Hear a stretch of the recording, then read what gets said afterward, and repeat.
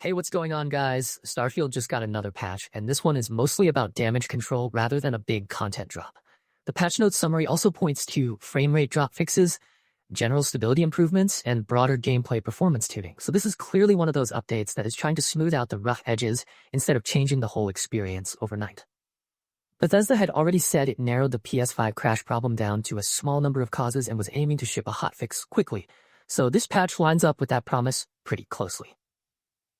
The catch, though, is that this does not sound like a full fix for every PlayStation 5 owner just yet, because the reporting around it says the base PS5 still has issues that are not fully resolved.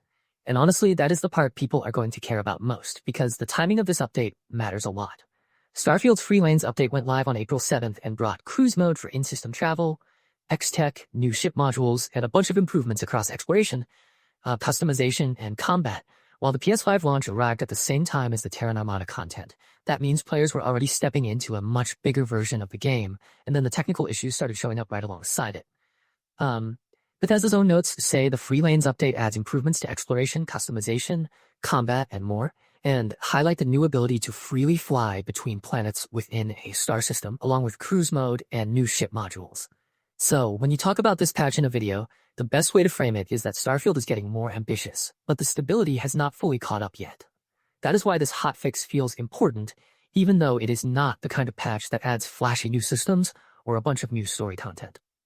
Now, when it comes to the actual patch notes people are sharing for this update, the list is pretty short, but pretty telling. The main fixes being circulated are the crash issue tied to enhanced settings on PS5 Pro, the frame rate drop problems, general stability fixes, and gameplay performance improvements.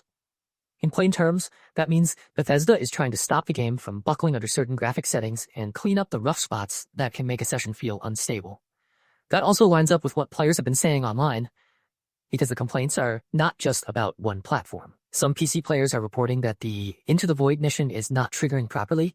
Others are saying the frame rate tanks after opening the menu or star map, and a few are still running into inventory rotation problems when using a controller.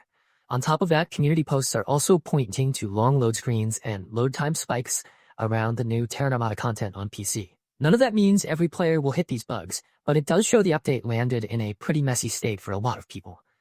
So if I were turning this into a YouTube segment, I would say it like this. Bethesda finally pushed out a much-needed hotfix, and that is good news for PS5 Pro owners who were getting hit with crashes, but this is not the final victory lap yet.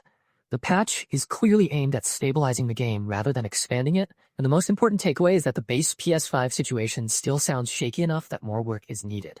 At the same time, it is worth remembering that Starfield just got a huge free update, with a lot of new systems layered on top of a major DLC rollout, so some of these problems may be the price of that larger rollout for now.